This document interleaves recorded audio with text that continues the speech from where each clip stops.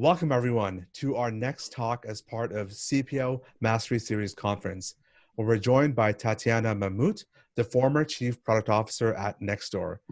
Nextdoor serves as a connector to over 265,000 communities globally.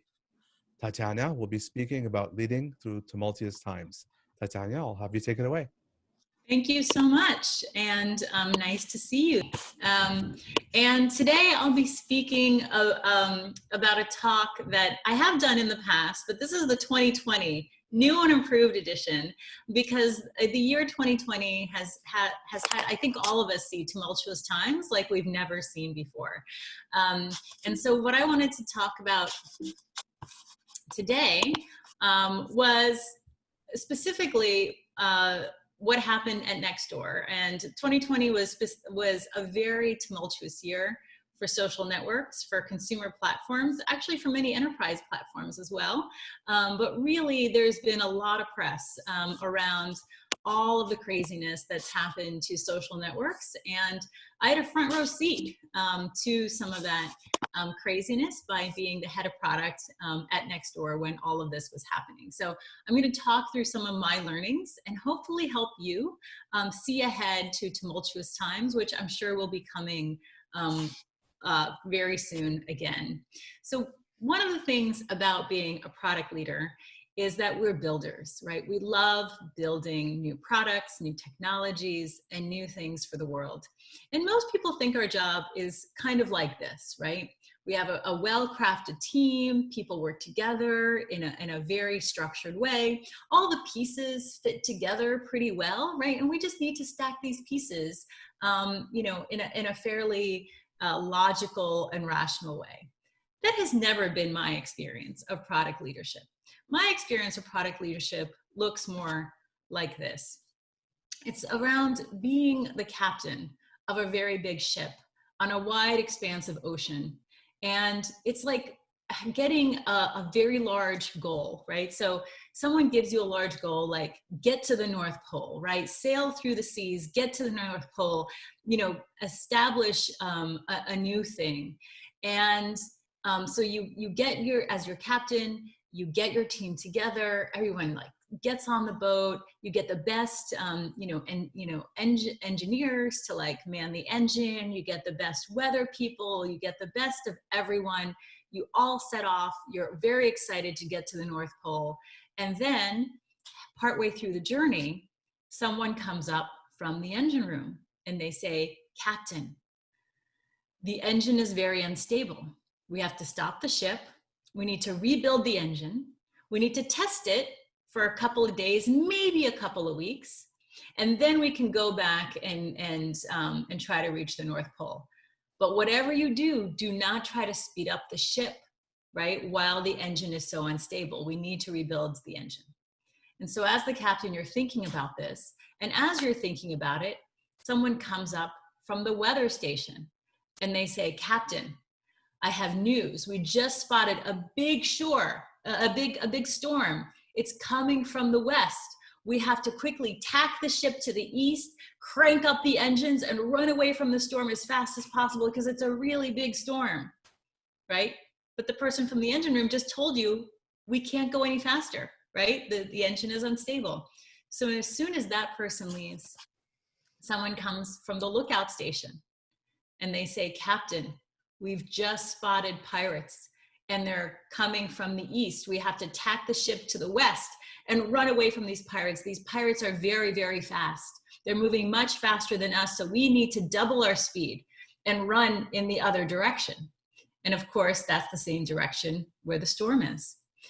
And so the hard part about this job is also when you get another call, and the call is from the admiral, and the admiral says, "Captain, I have some news for you, which is that your resources to get back home after you reach the North Pole are going to arrive 2 weeks early. So if you want to basically have your team continue after you get to the North Pole, you have to get there earlier than planned. So crank up the engine, move faster, don't, go left or right or east or west, just go straight ahead to the North Pole and don't slow down."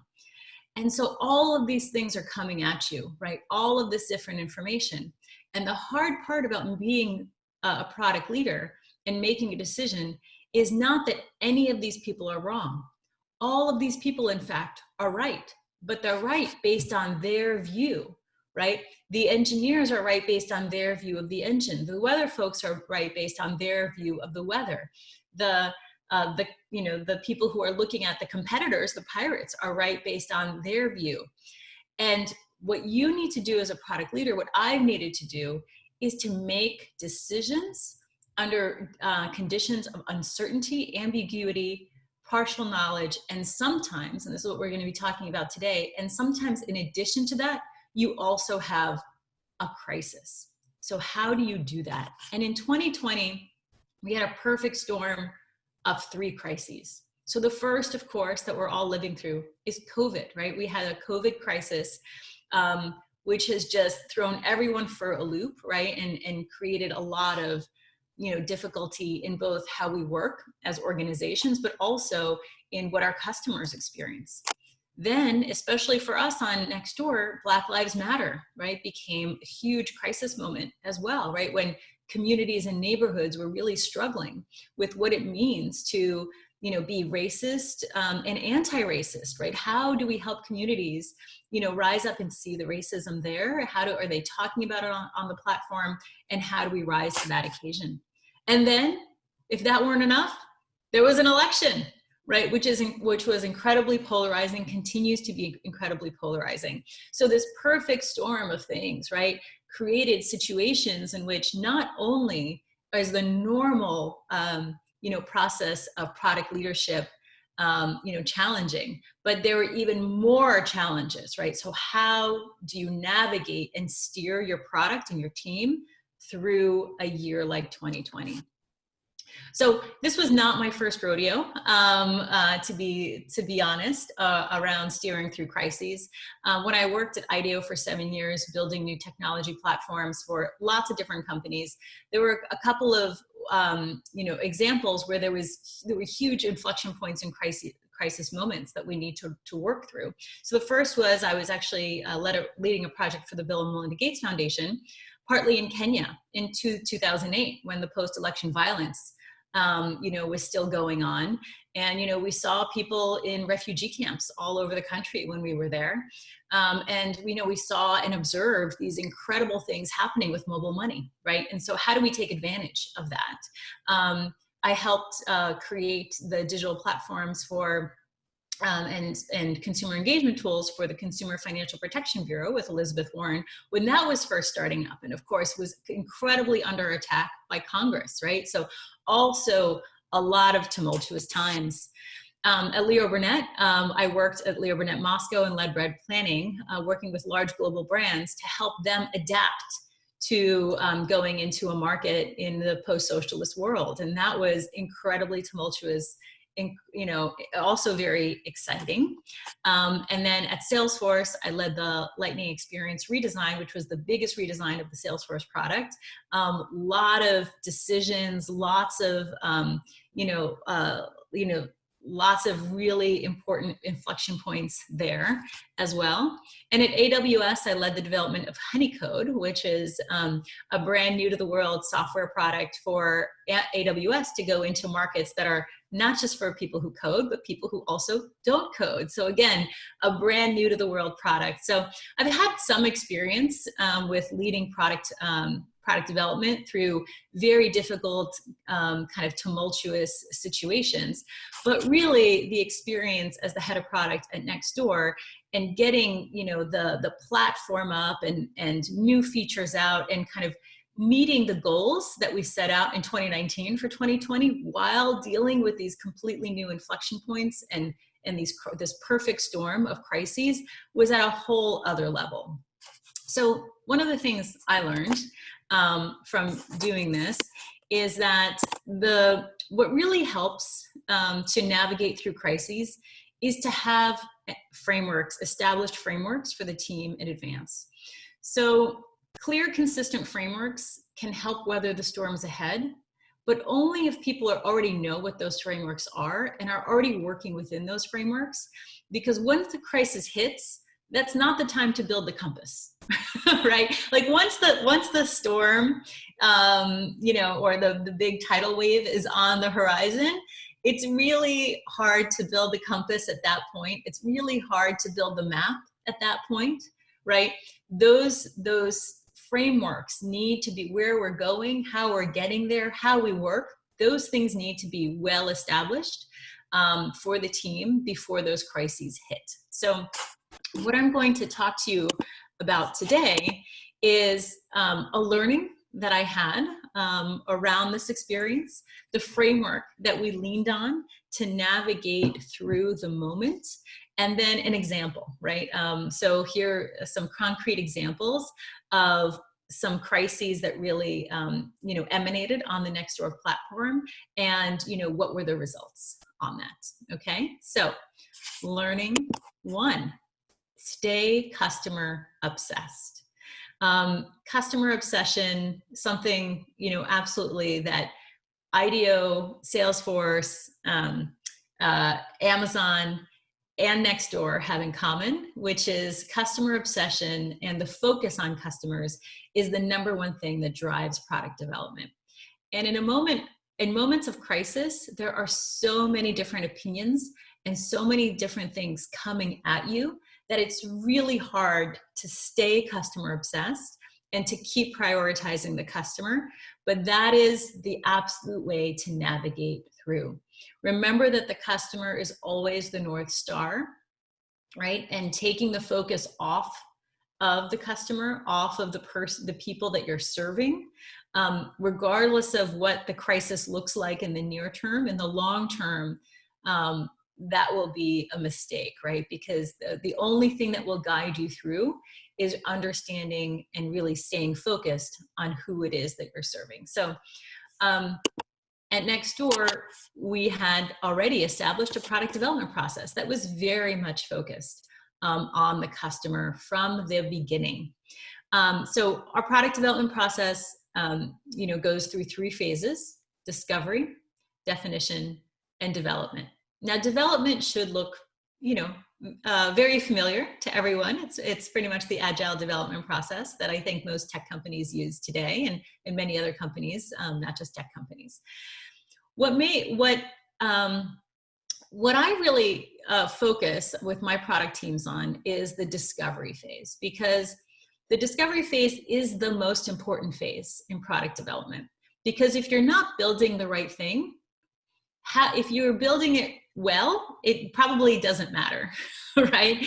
And your starting point also around iteration and experimentation really matters, because the fundamental decisions that you make about what is the value that we're building for the customer confine and constrain what you will experiment and iterate around, right? So discovery is fundamentally important, and it is focused on the customer. So at Nextdoor, we start with our company OKRs. Obviously, we have annual goals and objectives and key results.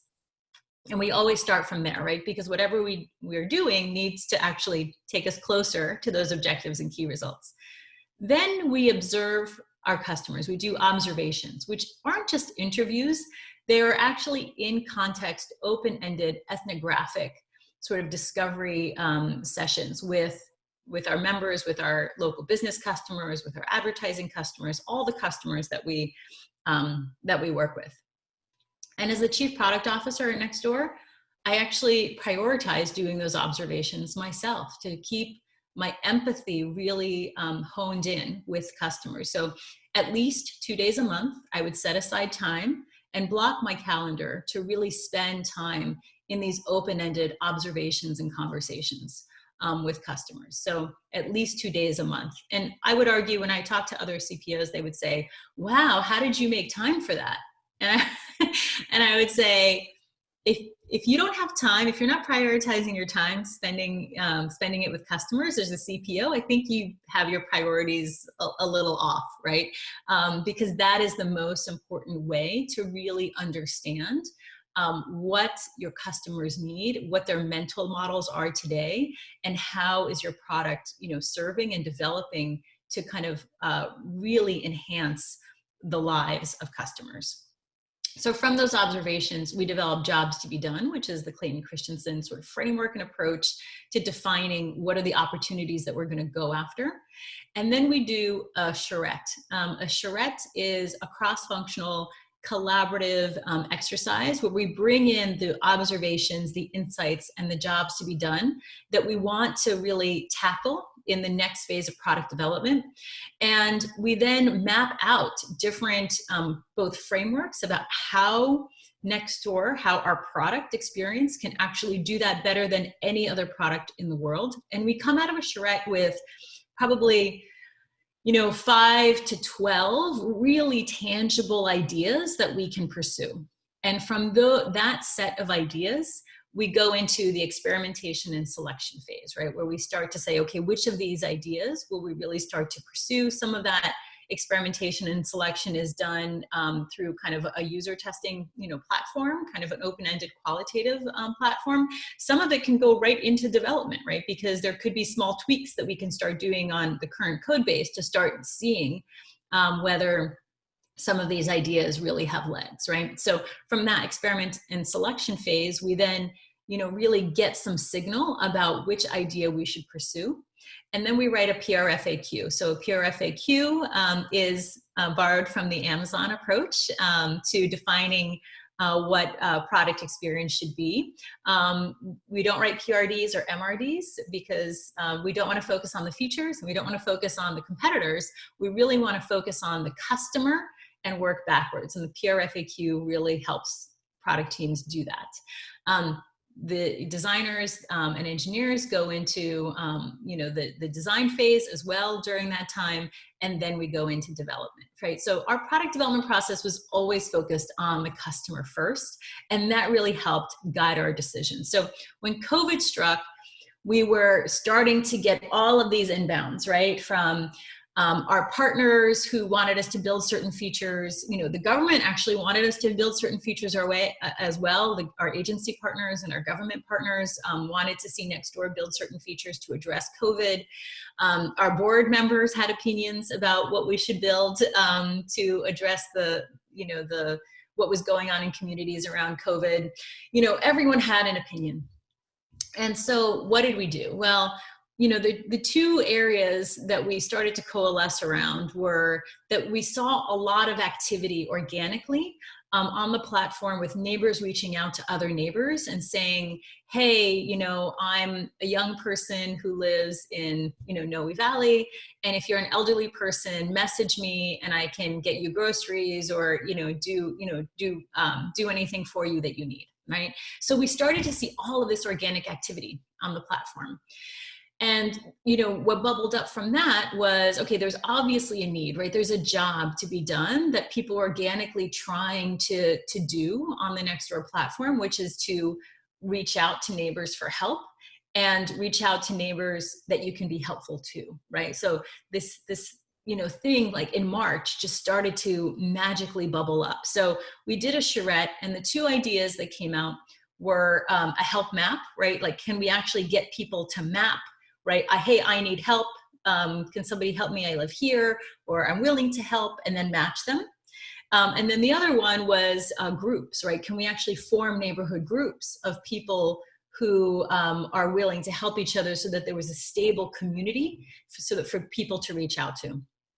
So we had these ideas, and a lot of times people say like, oh, this process looks great, but it looks so long. Well, we went through this entire process in under 2 weeks. And the first phase, the discovery phase, took 3 days because we had those ideas, right? We looked at the behavior on the platform. We did our observations, right? We defined the help jobs to be done. We came up with those ideas. That happened in 1 day, right? And then we developed 2 different concepts, a help map, sort of, like a sketch, and a help group sketch. And we put that into the user testing platform over the weekend. We put that in on Saturday morning. On Sunday afternoon, I met with our head of insights, and we clearly had an answer. And the answer was that the two concepts appealed to two very different jobs to be done and two very different groups of people. And they were very complementary. And so, and then it only took a week and a half to develop and launch both. So on March 18th, we launched both a help map and help groups to bring neighbors together and help them connect on the platform and address the needs in the neighborhoods that were happening as a result of COVID, right? Getting people help when they need it and getting people to raise their hands to say, I can be helpful, right? And we made, just within the very first few weeks, hundreds of thousands, I think almost 500,000 connections between neighbors of people actually reaching out and helping each other through these two different experiences. And then, again, addressing back to some of the things that we were focused on, there were a lot of other things that were going on. So, there was the need for useful information. So the next day, right, we launched a set of features to help people on our platform, to help our members really understand, what is good information, like how to make sure that they're not spreading misinformation. And we created these roll-ups so that our agency partners, again, who came to us and said, we really, we want you to build this feature and this feature and this feature. We went back and we said, okay, what do our members really want? What is their job to be done? Their job to be done is to get the most accurate information and to understand what is accurate and what is inaccurate, what is official, what is not official. So through small design tweaks, we kind of created a design language to say, hey, these are official COVID-19 updates. And then when you're posting something, we created a little pop-up that said, are you sure you're posting correct information? Please check with the CDC or WHO website if you're not sure. And then this kind of like, guidance around how to consume the information, right? So again, launching a set of features very, very quickly through a very clear focus on the customer, right? All right. Learning 2, prioritize impact. So again, in moments of crisis, like the ones that we had in 2020, tons of ideas coming your way, little ideas, big ideas, things that you had on the roadmap already, things that you didn't have on the roadmap, but seem like good ideas to someone, in the company. So how do you prioritize, right? When you have all of this churn going on around you. So prioritize for impact. And again, at Nextdoor, we already had a prioritization framework, a metaphor that we used for how we think about priorities. And that prioritization framework is loosely based on the big rocks analogy. So the big rocks metaphor, it's pretty amazing if you haven't seen the demo before. Just YouTube, sand and big rocks, and you'll see this demo, which is that if you have a lot of things to do, some of those things are things that have a lot of impact, that are big things, and some of those are things that are maybe important, but have small impact, right? The sand and the gravel. If you try to pour the sand and the gravel into a jar or a container first, and then try to get the big rocks in, you're never going to get everything in, right? But if you put the big rocks in first, and then you pour in the sand and the gravel, that will actually, then you'll be able to fit everything in, right? So that prioritization framework, and again, prioritizing what are the ideas that are likely to have the most impact on our members and our communities right now, given the state of the world. So was the way that we actually made decisions about what to listen to and what to prioritize. So one of the things that we started to see, again, organically on the platform, was that people were writing a lot of posts about supporting local businesses, and local businesses, and members saying like, hey, I'm posting on behalf of a local business because a local business can't post on Nextdoor themselves. They need help. Can you donate? Can you, this restaurant is offering takeout and delivery, please support them. So all of this, again, organic activity was happening. So it was having a big impact on our members and on the community as restaurants were closing, as stores were closing, as local businesses were suffering. We could see, right, that the impact was tangible on the platform. And so we had always had a plan in 2020 to allow local businesses to post on Nextdoor. We wanted to take it slow. We wanted to experiment our way through it and probably launch that idea in Q4. But again, because the impact was starting to be so much greater, based on what we were seeing on the platform, based on what we were hearing from our members, we accelerated that launch, and we did it in April instead of in October. So we sped that up over 5 months. We sped up the release of business posting to allow businesses to announce to their communities, hey, we have takeout and delivery. This is what we're doing. This is when we're opening. This is when we're closing. These are our regulations. This is how you can come in and buy something. So there was so much need at the time that we prioritized this, over and above a lot of the other small sand and gravel, because we saw that this was now a big rock for 2020. And it had, the impact was pretty great in terms of local businesses being able to connect with their communities directly. And again, we saw that impact through that prioritization be pretty effective. Okay, next, learning. Learning 3, measure what matters most in the moment. So, before a crisis and before the world changes, you will have OKRs and you will have goals. And hopefully you will have a framework of, what are the categories of OKRs and goals that you're really interested in. And when the crisis comes, there's a moment there as well, kind of like focusing on what matters and prioritizing impact, is what are the metrics in each one of our categories that we care about that matters the most right now, right? So at Nextdoor, we had some press that happened in the middle of the year that was really around the Black Lives Matter issues and the racism issues in the United States. And there was a lot of this happening on our platform. There was a lot of this happening in the press around what was happening on our platform.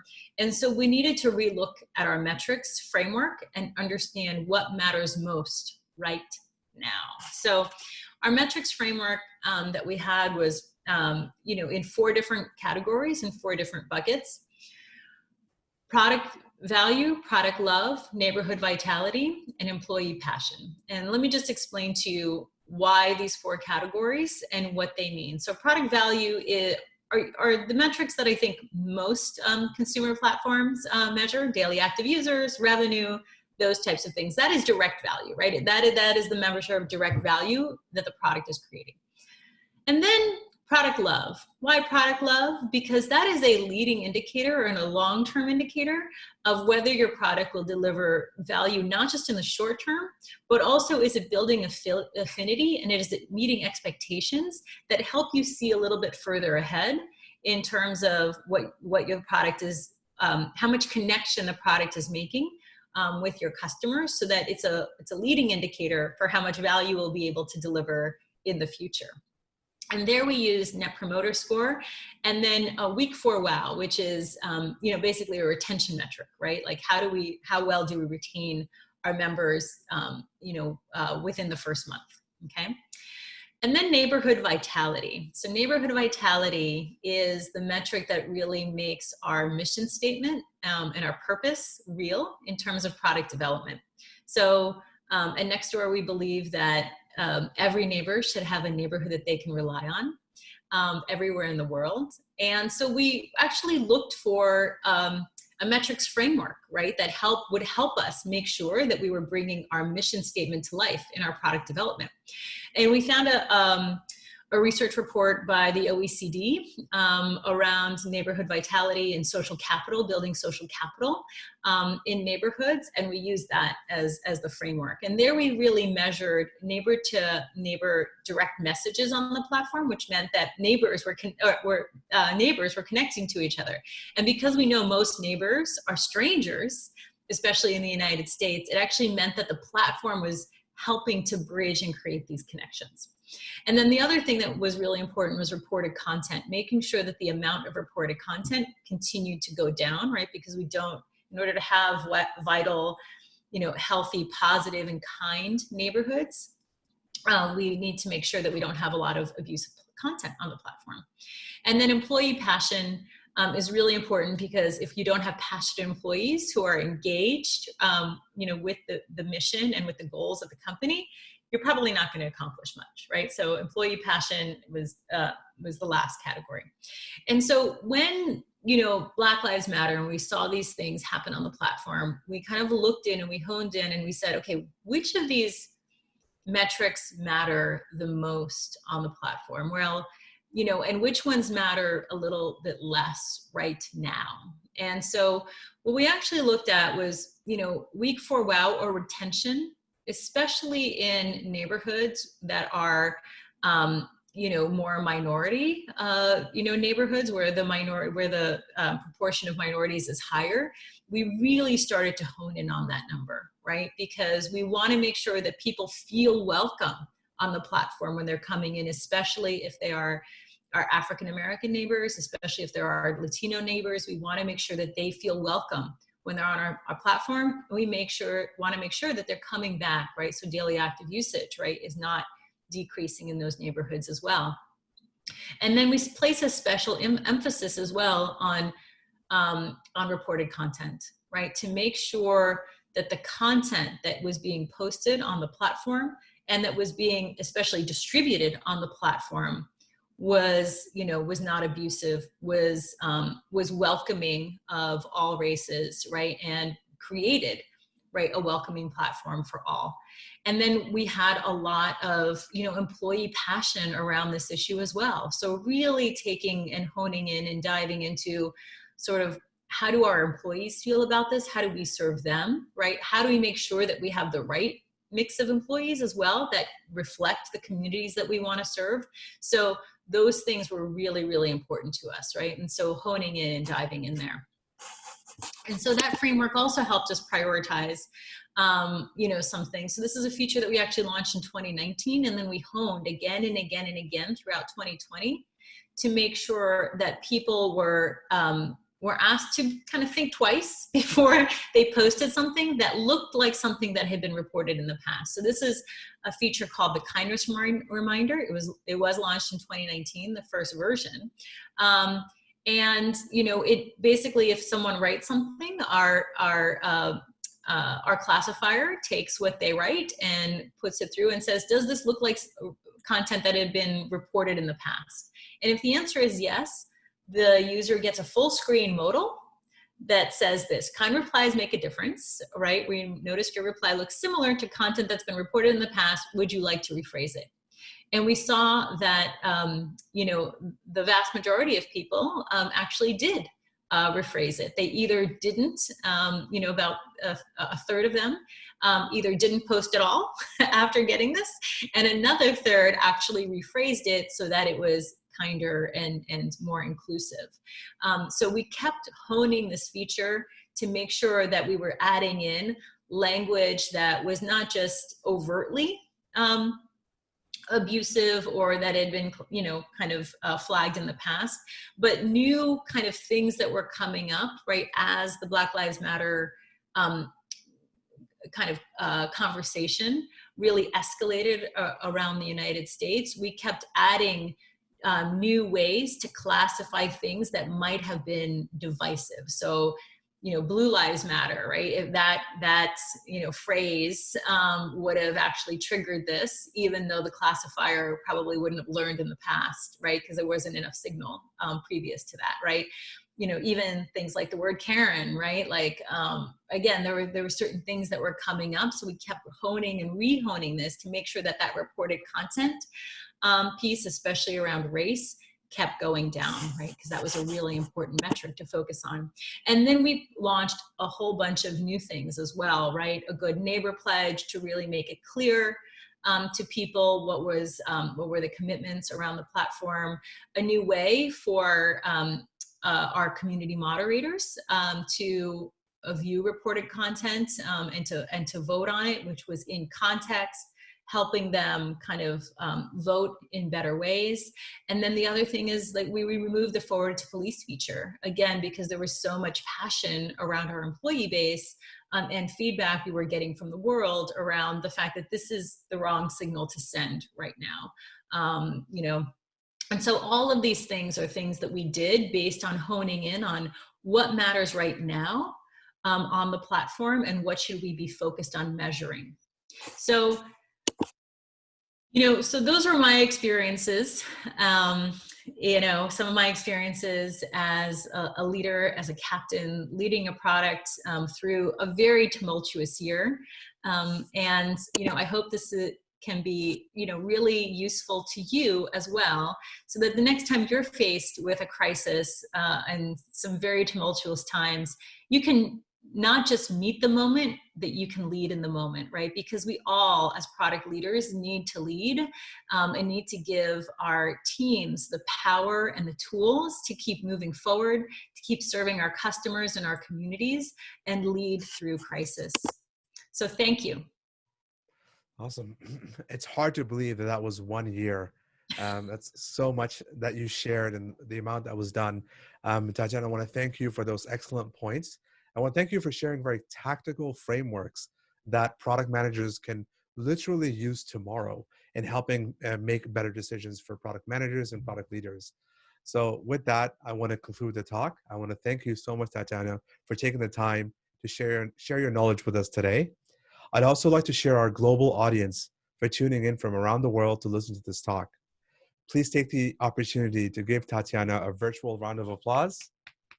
Thank you. And stay tuned. We'll be back later for more talks. Take care, everyone. Thank you. Thank you.